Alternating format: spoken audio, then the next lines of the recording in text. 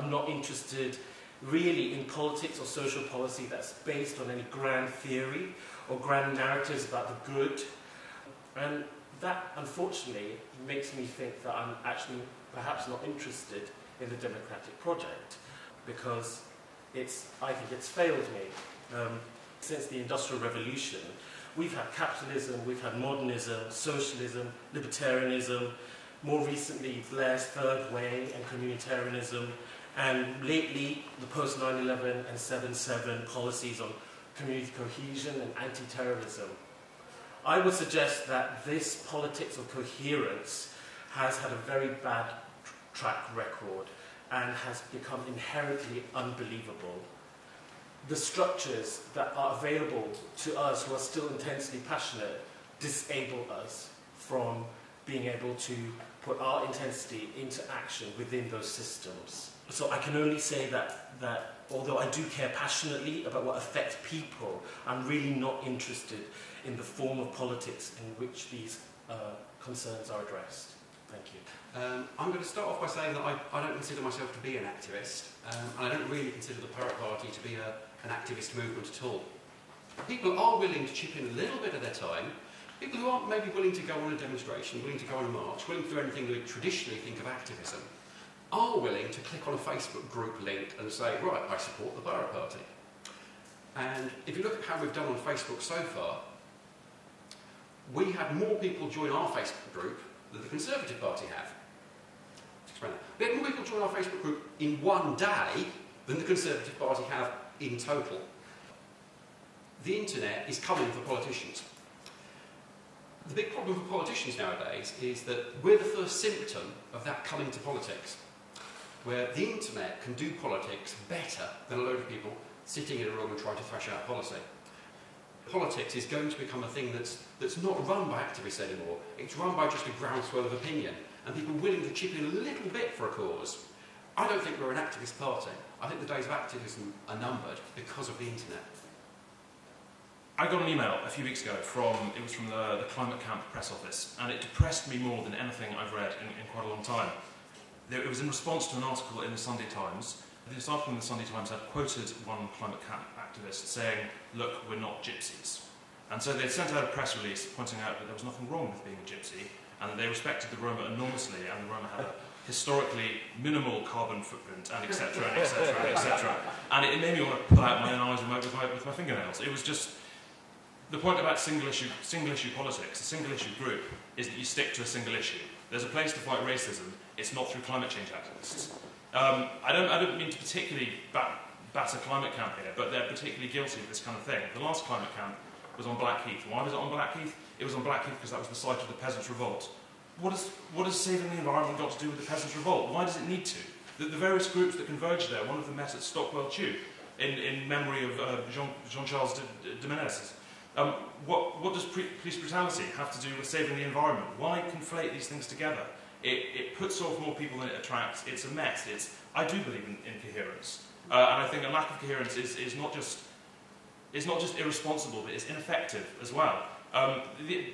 This strange sort of alliance between environmental protesters and anarchists, for example. I mean, environmentalists don't believe in anarchy; they believe in more government.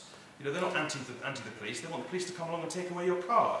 It doesn't make sense, and it's a problem that it doesn't make sense. And there are exceptions to this. After hearing that speech, I would put the Pirate Party among them. I'd also put Plain Stupid among them. Plain Stupid I've got a lot of respect for.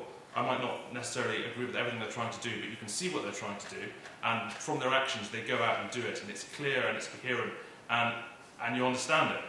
The first protests against the Iraq War ran under the banner of Don't Attack Iraq, Justice for Palestine, as though this was the same issue. Now, some people may believe this is the same issue, but an awful lot of people don't believe this is the same issue. And so this was counterproductive. This prevented a lot of people who thought, well, I don't really want to go to war somewhere, but actually I'm not that sure about Palestine, wouldn't have gone out and marched under that banner, loads of people. And so because this protest was hijacked because the anti-war protest was hijacked by an anti-Israel lobby, it made it more likely, not less likely, we were going to go to war, because by the time millions were coming out on the streets, you know, we were on the verge of putting the troops on the boats and getting out there already.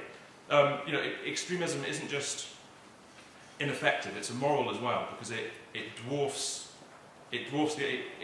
dominates the argument. I want to just leave you with one paragraph from an article that was in The Guardian earlier this year, just before the G20, and this is about the anti-capitalist movement, and it reads: "It was wild, infuriating, diverse, sometimes incoherent, as only a network that encompasses indigenous people, radical environmentalists, workers and kids in hoodies could be. The movement was a child in the crowd as the emperor of global neoliberalism wheeled by, pointing out that his cloaks were woven from financial fictions and economic voodoo."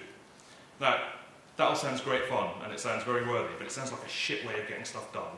And you've got to think about what's more important, to have your right to be heard or to get stuff done. And if the point of activism, if the point of protest is not to get stuff done, then it's self-indulgent and it is aimless.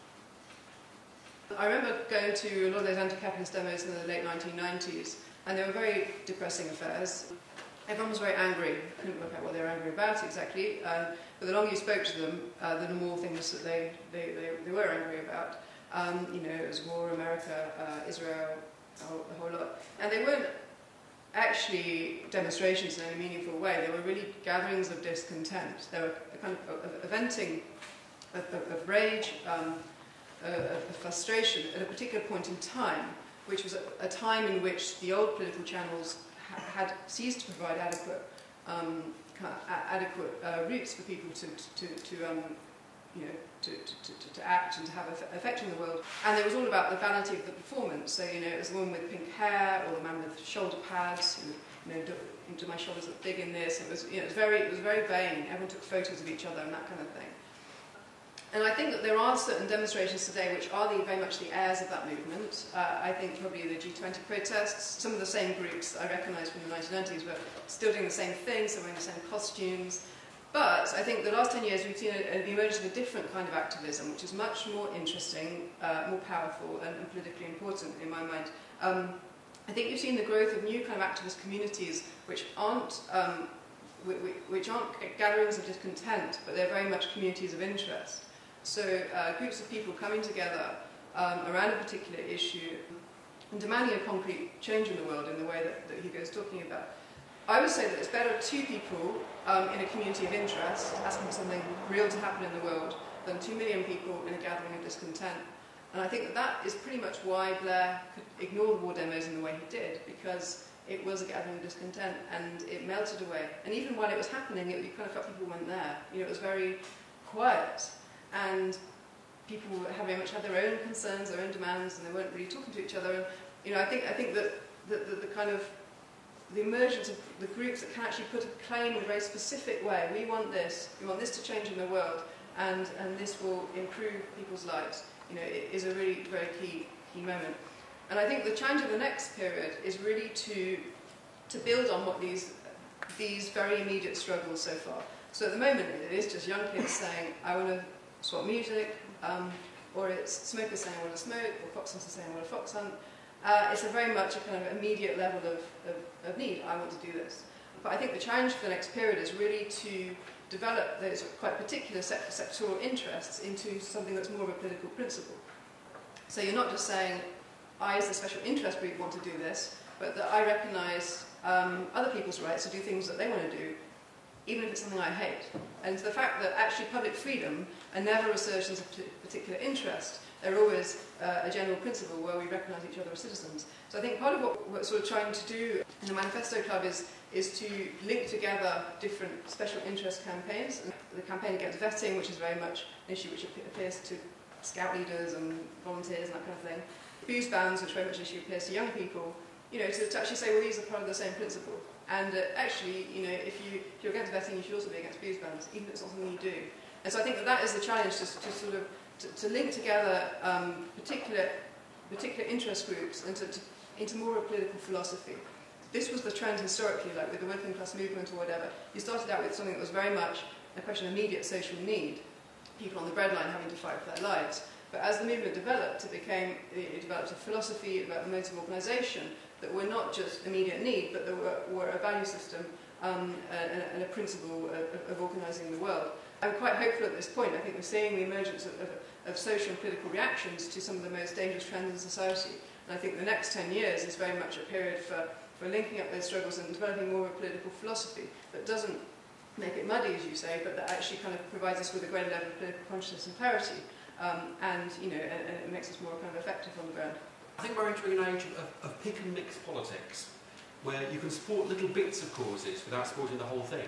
So I think we're going to move to a much smaller, more divisible grouping, where you can be pro-Europe, anti-capitalist, pro-file sharing, or you can be anti-Europe, pro-file. You can pick and mix your own individual bits. When SOAS had its protest, that was a big protest, but that was to do with a single issue, to do with immigration problem. But SOAS protest itself was kind of hijacked by the far left parties. So where is that activism? Does it actually come from the students because they really want to be activists, or was it instigated by the far left? When a grassroots movement happens, right, it's connected to the real concerns of what is actually happening at the time. Then our inclination then is to form theories about that, to abstract it. And once you abstract it, they become rules. And once they become rules, then you implement the rules back down. And there's some disconnect there that happens. Because the rules might work for a while, for that generation, but you try and extrapolate that over 20 or 30 years, the rules go out of date. I was talking to a friend of mine who's a retinal photographer the other day, and more people die of diabetes in Africa than do of AIDS, many more. Nobody talks about diabetes in Africa. There are many, many inequalities like that. I think you were talking about the idea of kind of pick and mix. I'm thinking, okay, so I'll have a little bit of that policy, a little bit of that policy. And that to me leads to a kind of disintegration, societal disintegration, where everybody keeps running off into ever more splintered factions, and nobody really addresses universal issues of inequality, etc. How does the panel think that we can best try and improve the quality of the protests that are happening at the moment? When people talk about radical movements today, it's either the radical Greens, which are the good radicals, or those political Islamists, which are the bad radicals. So I wonder if there's not a sort of underlying kind of moral agenda to how we talk about activism, and also who we think is allowed to be an activist and what they're allowed to be an activist about. It's very hard to have a single issue political party, because if you do, again, to go back to the BNP, you end up looking pretty stupid on question time as soon as you start talking about anything other than immigration. Because political parties are wider platforms. I mean, you're never going to be elected in a constituency on a single issue, because there are also hospitals to worry about and schools, and so it's going to be a problem to do. But I think the fact that activism is undemocratic and can be motivated by sort of each sort of little core groups in every body can leads to extremism, certainly leads to some slightly odd and cultish behaviour. I know I spoke earlier about how much I'd admired the people I met from Plain Stupid. That's not to say they weren't weird. They said a lot of really odd things, that because there were three of them and one of me, there was no one else to call them up on. They'd happily equate climate change denial with Holocaust denial, but they wouldn't argue this case. It would just bang, there it is. Whoever it was, a NASA climate change advisor just said that Obama had 4 years to save the world, and they could not get their heads around what they might be doing in more than 4 years' time. And I said, you're going to need to have a job, you're going to need to have a career, you're going to need to do something. Probably you yourself won't be underwater, and nothing. And I think this is what happens when people spend a lot of time just talking to people they agree with. It's the same reason why sort of bits of the Conservative Party go mental, for the same reason, because they lose touch of the idea that not everyone is like them. I remember on the day of the huge anti-war demo, whatever, was it 2003? The really big one. I remember leaving that and thinking, just being quite, it wasn't going to work, but being quite exhilarated at what I'd seen and what I'd been a part of. And then wandering back to Oxford Street, which was as busy as ever. And just thinking, there are millions of people here who do not give a shit that we're about to go to war and kill lots of people. And it's very easy, if you only ever speak to people who agree with you, or at least agree the common ground on which you ought to disagree, to forget that these people exist. I think we have to start with single issues, because that's the only way something actually means something. Otherwise, it's just a kind of a sort of I believe this. But you have to build up for that, and you have to kind of explain that issue in a way that actually tells a story about political trend, and it's a philosophical statement as well about your belief in people, what you think about people, what you think is of value in the social world. That should be kind of implicit in the way that you argue your case. I don't think you change things by standing around in Trafalgar Square with a placard. I think you change things by asking something fairly sensible, like an end to road charging, or the idea of road charging, and getting a lot of people to agree with you. And the reason we're a political party rather than an activist group is because we've seen something very strange in British political culture, is that all the major parties practically have identical policies now. The Conservatives have stopped being the low tax party, Labour have stopped being a pro-union party, and they're all just sort of clustered together chasing votes.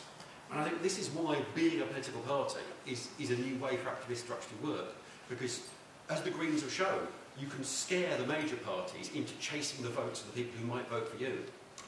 So I'm well aware that the Pirate Party isn't going to get a candidate elected at the next general election. The reason the Pirate Party is going to be standing at the next general election is so we can say, look, this percentage of the people where we put a candidate up voted for us. They stopped voting for you. You need to chase those votes by adopting the same sort of policies that we're recommending. And that's why I think having a single issue party can work these days, because the more single issue you are, and I admit we've got a problem with being a three-issue party rather than a single issue party, but the more single issue you are, the easier it is for the other parties to look at you and say, actually, these people have got a point. Or, more cynically, these people haven't got a point, we completely disagree with them, but they've got voters. So we'll move our policies towards them. And that's how I see us getting the legislation we want passed, probably in a diluted form, by basically pulling the other parties in a particular direction and making them adopt similar policies to us just to get rid of us. And it's been a central thing of Rick Fortune's philosophy, and it's something that I wholeheartedly agree with, is that the objective of the Pirate Party is to go away. We want to pass a few little laws, and then go, right, thanks, we're finished. I don't have to be a politician anymore. Everybody hates politicians. I don't really want to be one. I just want to see the law change so I can stop doing it. I think there's a difference between being active, like the post office workers, for instance, and activism. And the problem with activism is that it rejects politics. The problem with politics is inactive enough, but the problem with activism is it rejects politics in the need to debate. Or some activism, particularly the environmentalists, where they kind of self-righteously act upon behalf of another, whether it's nature or whether it's the third world or whatever, who they don't actually represent at all. So you've got this kind of acting for the sake of it, undemocratically on the part of other people. And on the other hand, on the other side, you've got this notion of politics, which is completely non-active and takes place on Facebook or somewhere. It's all very well to try and deconstruct the idea of there not being a point to activism, but surely the point of doing anything is to affect change. If you don't think that the action I'm going to take is going to have any effect, what's the point of doing it? I think a lot of people don't do activism because they don't think activism works, and they don't think that they can change anything beyond the single issues. So they'll come and demonstrate, but then they're not going to join a Marxist party because they want to overthrow hegemony and then have a revolution. The middle ground's a wonderful place to be. That's why everyone wants to be there. There are, sort of radical governments have caused untold problems across untold countries since the beginning of time, and middle of the road wishy-washy ones have caused relatively few. So I'm all for that. We're talking about awareness, and whether it was important in itself to raise awareness. Absolutely, it's important to raise awareness, but once you've raised awareness, shut the hell up. I'm thinking specifically of the last climate camp, which I think will sort of be remembered in environmental circles as a disaster, because there was no notion of what it was for. Why raise awareness about the climate at a time when you have Britain's main opposition party makes the right noises about the climate? You've had a former vice president has made a film about the climate. I mean, we don't need to be made aware that there's a problem with the climate. People are aware. If they're not doing what they should be doing as a result of that, that's another issue. It's not because they're not aware. The thing about discontent is think about what you're discontented about. If you're worried about health in Africa and you're a student, the best thing you can do is train to be a doctor. If you're worried about the environment, the best thing you can do is train to be a physicist. Activism activism is often the easy option, because it's what you do instead of actually doing anything, instead of inventing the new engine or curing the disease or going out there and working with poor people, whatever. You know, activism is what you do instead of that. How many Labour voters deeply care about the moral issues behind the Labour Party's manifesto? They don't. A lot of people go out there and vote Labour because they don't like the Conservatives. You don't have to be committed to anything to vote for it. You don't have to be interested enough to spend your afternoons in Trafalgar Square with a banner. You just have to be interested enough to move your hand from there to there when you're making your vote once every 4 years. I think it's very positive that the barriers to entry in terms of political involvement have been lowered. Anybody can set up a petition, and if it floats, then it can float in a really big way, and it can actually take off in a way that all the kind of heavy, leaden bodies of political parties don't. Everybody is political. Everybody believes things, and if people are willing to give time to something that maybe isn't going to consume them entirely, then they're also not going to be consumed by the strange trends and undercurrents and politics within that politics. So that's the flip side. I think that really outweighs the bad. Okay, can we thank our panel, please?